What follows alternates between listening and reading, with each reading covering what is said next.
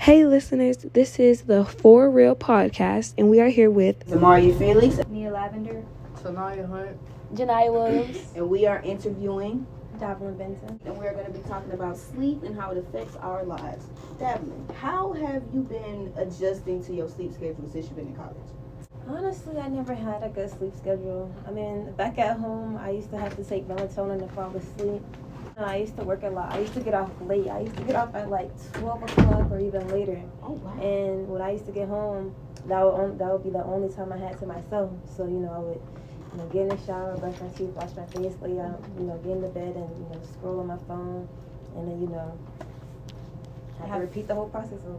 Wow. Have you ever found yourself like trying to catch up on sleep throughout the day? Oh, most definitely, especially when I used to work the morning shifts. It was so bad to the point I had to stay up all night because I knew if I went to sleep, I wouldn't want to wake back up or go to work. It used to be crazy. So when you're working, did it affect like your moods, like your lack of sleep? Do you feel like? No, I wouldn't say it was that. Nah, work was always just stressful because of the people, not because I was lacking sleep. Yeah, I understand. So just throwing it out there or asking this question, where did you work and what were your hours like? I used to work at Quick Trip actually, and Quick Trip is 24/7, so it never closed. Oh, and wow. Usually I would work morning shifts or evening shifts, so I would go in at like at 3 o'clock and get off at 11, but that was never a guarantee. I would always get off later, or in the morning, I would go in at like I want to say 7 and don't get off till like 3 o'clock. Really? So did you ever like take a nap after work? Do you take naps throughout the day on the regular? Most definitely. And I've noticed recently I've been so exhausted. Like, after class, I'll go in my room, take a nap, have to wake up, go to class again, then take another nap. That is so relatable as a college student. do you feel like that affects your mental health? No, I don't. Really? I don't think it does. Do you feel like when you sleep more, you're more tired? Yeah. A little bit, yeah. You wake up tired? Have anybody in this room woken up tired? Man. Funny thing is, literally today, I had a 12 a.m. and it was like 11:20 something. I took a 20-minute nap. I woke up. I was very refreshed. Like it was different from like an 8-hour. I don't know. It was The shorter ones. Mm-hmm. Yeah. It's like you just need that little bit of a refresher instead of elongated sleep. That's weird, like the effect that it has. Like if you sleep for a real long time, you wake up and it takes you like 50 years to wake up. But if you taking a power nap or something, like you gotta get through it and be good. I be feeling like Boss Baby when I take a power nap because I'll get done from like doing something like going to class, get up, I gotta get ready for work, or get up, I gotta go get something done, pick up a package. Yeah. I just be feeling all types of powerful. It's crazy. Quick question. So you were talking about you working, and I was just wondering, when you were working and you were balancing school at the same time, how was your weekends? Were you taking your weekends to rest or were you taking your weekends to work? I was taking my weekends to work. And funny thing is, when I was working, I was also in marching band, and it was I wouldn't say it was a lot, but I would say it affected it definitely affected my sleep schedule because like at school I could fall asleep anywhere. Like I could go to the library and fall asleep. And that was another thing when I was saying like I could just be in class and like I'll wake up and can't even move and Sleep paralysis. yes, it'll get pretty bad. Like people knew me for falling asleep and it was like in class. Like I could fall. I'm telling you, I could fall asleep anywhere. It was bad. So when you say you could fall asleep anywhere, do the lights affect you? Do the noise affect you? Nah. And that's even now. Like I can fall asleep in jeans, socks. That is strong. How many of us can fall asleep in jeans? No. I Not because I want to, but if I'm sleepy enough, I'll. You be under the covers with the jeans? Yeah. That's crazy word. I'm not The gonna other lie. thing is too, I used to ride the MARTA bus too, back home, and I could fall asleep like the whole ride and just somehow magically get up for my stop. It was crazy, and it would be like deep sleep too. It was Like your subconscious be like, yo, I need to get up really quick. It was crazy. So you said that you had dealt with sleep paralysis. Have you ever dealt with any parasomnias? I don't even know what that is. Oh, parasomnias are basically sleep disorders that affect how you sleep or what you do, like sleepwalking, sleep talking, raising your hand randomly while you sleep, things like that. Have you ever dealt with it? Well, I don't know. It was one time I got off of work and I was literally laying on the floor, about to fall asleep, And I don't know, something told me to start recording myself. And so when I played the video back, out of nowhere, like in the middle of the video, I woke up and I smiled. Oh, now you And I went like, back to sleep. And it was kind of, I was freaked out too. And I was like, oh. You a skinwalker. Yeah, I don't know. It was you really, experience everything. yeah, it was really weird. So, 'cause, go ahead. Okay, so with these sleep paralysis and all these different types of dreams that you were feeling, do you feel like it has anything to do with what you have been watching or what you have seen on social media? Do you like scary movies? Do you like horror movies? Not at all. Yeah. We technically can't really dream what we haven't experienced. So if we hear it on the news, we see it on a movie, we see somebody else going through it, it's a way that we've experienced it. Just like how we never forget a face. You can dream, you be like, oh, I ain't never seen that person in my life. Yes, you have. But you've seen them passing, or you've seen them doing something, just something that wasn't significant to you, but your brain remembered it. So I think that can also tie into deja vu. Because we're dreaming something, or we're dealing with something where we feel like we've dreamed or we've seen before, which technically, in the instance we have. It's pretty crazy. But have you ever felt deja vu when it comes to a dream or when it comes to reality? Most definitely, yeah. Definitely scenarios I'll be like, oh, like this happened before. Or like I'll dream something and it'll come, like, I want to say I'm predicting the future or anything like that, but it feels like, like, I dreamed this or... Sidekicks, get at her for tarot readings, y'all. Oh, I can't. Well, that is all we have for you tonight. Thank you so much, Davlin, for agreeing to do this interview. We also have Miss Fish. So what is your job occupation? I'm a hall manager in South Hall, and basically I foresee all the students in the building, making sure that they're okay and they feel comfortable and safe in the building with other issues and other things that go on. But my main thing is just making sure hospitality and they're comfortable. Okay, so when working with students, are you able to look at them and tell if they may be sleep deprived or haven't had a good amount of sleep? Yes, every day you could tell based off who's just not getting in and basically who's just not getting up or who's tired based off the things that they do. Like I got students that's in band, you could tell that they tired. I got students that dance, you could tell that they tired, stepping, tired, but you can see who got energy that don't do nothing on campus, that just stay in their room. So it's a difference between those that's active and those that are not active. Does that different type of morale go through the building? Does it affect you? Yes, it affects me because I really get sleep. So when I don't get sleep, I come off real mean, real groggy, real nasty. But if they up, I'm up. If they sleep, I'm still up. Okay. So it's just like I never really... So does everybody in this room feel like if they have a lack of sleep, they can come off a little bit aggressive or mean? Yeah. Definitely, yeah. Yeah. Okay. What's the longest you went without getting sleep? Probably I done did a whole 24 hours without sleep. Whoa. Because I also work at a hospital, so it's like I work 12-hour shifts there and then have to come work here, and it's just like, oh, it's time to go to sleep, but it's time to get up to go to work. So it's just like sometimes I don't get to go to sleep, and the things that be happening in the building, it's like as soon as I close my eyes, somebody knocking at my door, somebody calling my phone with an emergency. So it's just like, let me get up. It's no point of really going to sleep when you will get called anyway. Right. So how was your transformation from working at the hospital, like you mentioned, to working someplace like here, or maybe getting more sleep? Do you feel like it took a toll on your body, or took time for you to really feel it? I got more sleep working here than the hospital, because hospitals are a mandated 12-hour shift. Like I work here, I'll get up at 12 and I'm supposed to work all the way to 9 p.m. But it's up to me to stay in my office if I want to longer than that, or if I'm just chilling with my students. So I have more of a freedom to put myself to sleep. Now, I'm a night owl, so I can stay up all night, but I'll sleep all day. Like, they won't see me throughout the day, but they'll see me at night. So that's the difference between, like, the hospital, because I'll work a 12 to 12, like, a 12 to 12, or I work a 24-hour shift, and it's like you don't get to really do or have any freedom but work. Right. Here it's like I can go in my room for a little bit and still be at work, and then come back out or go take a nap. So it's like I have more freedom here. So there are different stages of sleep, and one particular stage is REM sleep, and that's when you're not fully asleep and you can still hear stuff going on. Since you have to be alert most of the time? Do you find yourself in REM sleep or do you find yourself in deep sleep? No, REM. Very much REM sleep because it's like a mama with a Right. baby. Like, you sleep, but you're not sleep because it's like it's so many kids in the bed, and it's like you don't want to miss nothing. You scared to miss something, so it's just like I find myself sleep, but the littlest angel, I'd be like, yep. Like I'm not sleep, but I'm fully awake, but I'm sleep. Right. But sometimes, like, I go on this thing called sleep paralysis, and sometimes my body will fall asleep, but my mind's still up, so it just be like, I can't really get no sleep. It's like either way. Yeah.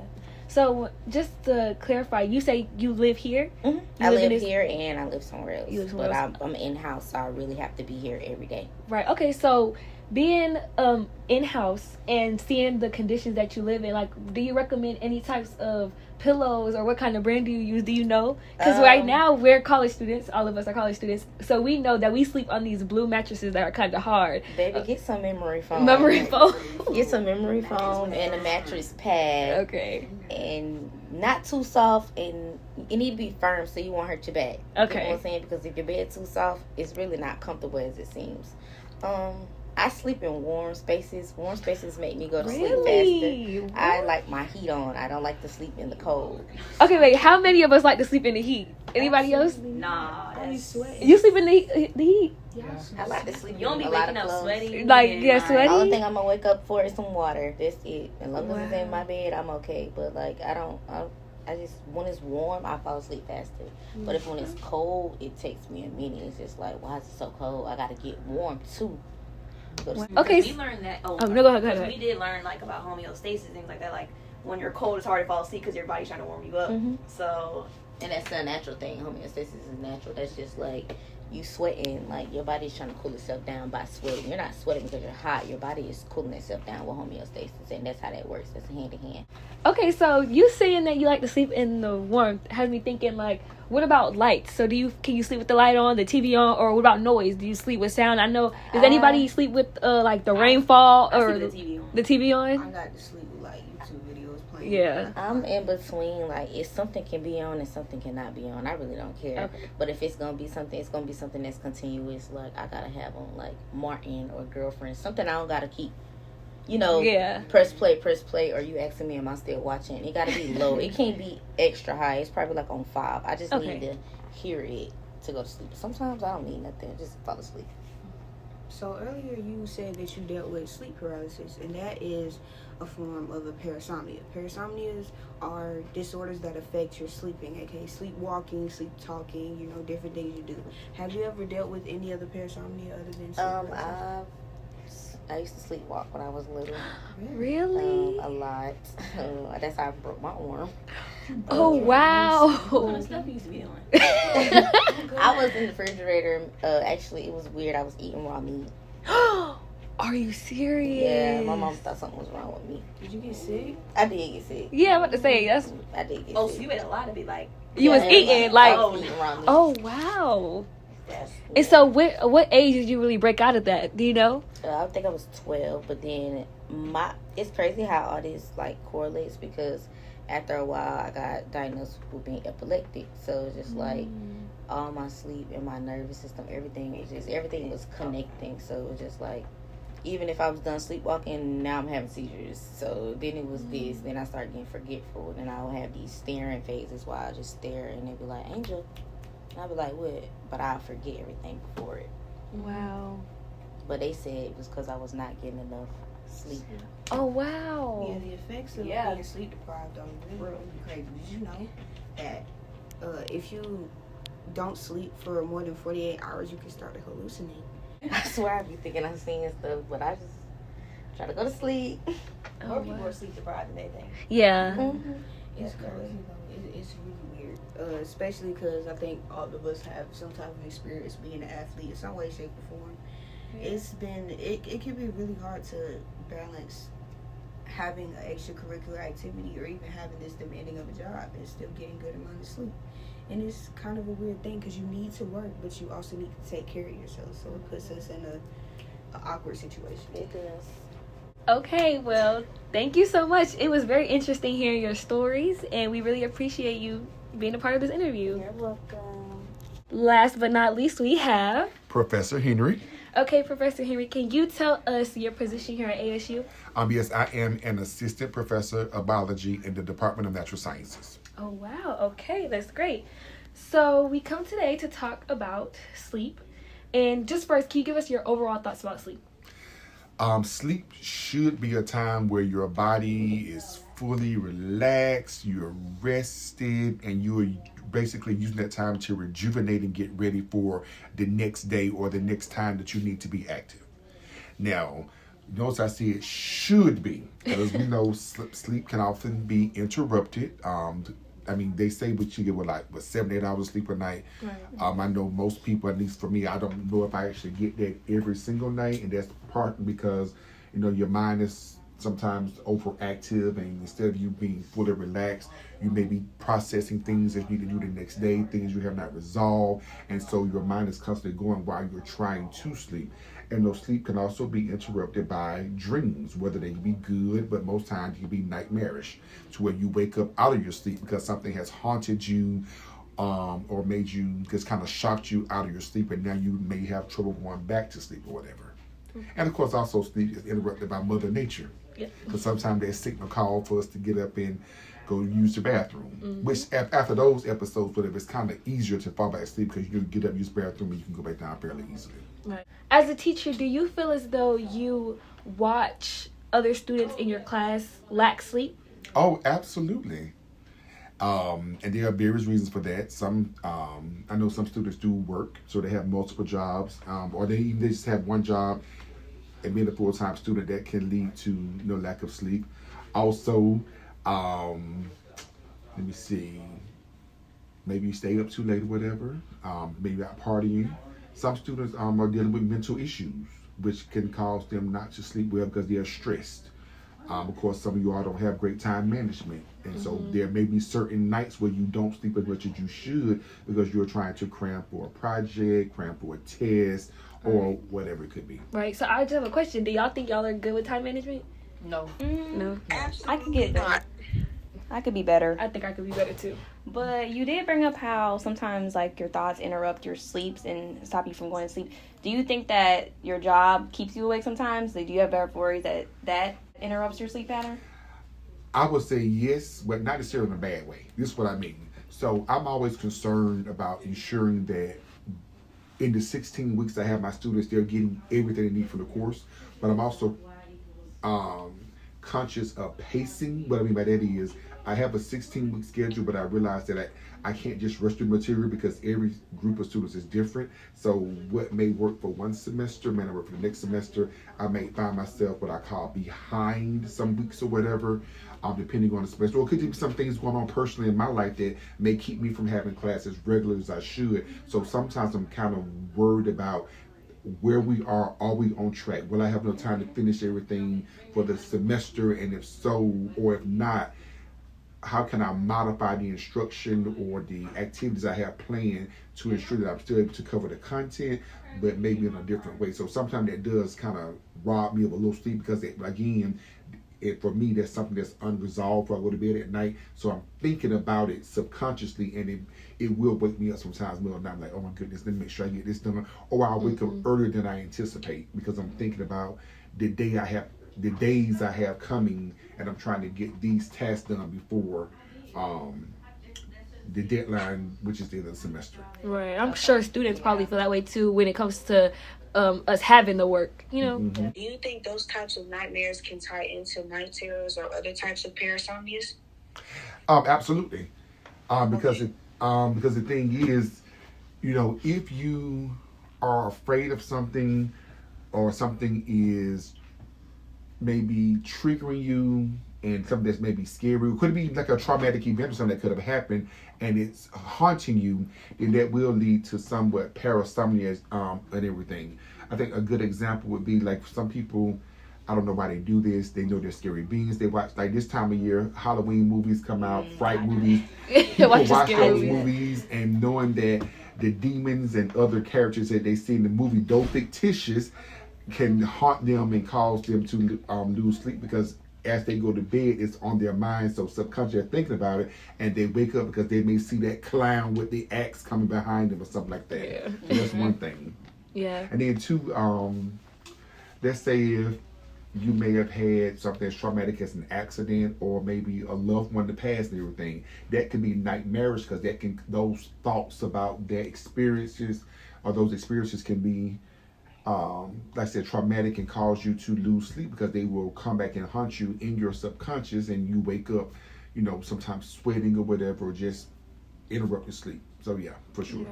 I heard you say like Mother Nature can wake you up. Mm-hmm. And in our class, we're talking about REM sleep and non-REM sleep, and that's basically like the depth of sleep. So how deep are you asleep? Do you feel like you are constantly in a deep sleep, or do you feel like you are a person who is constantly like, if they hear a knock on the door, you can easily wake up?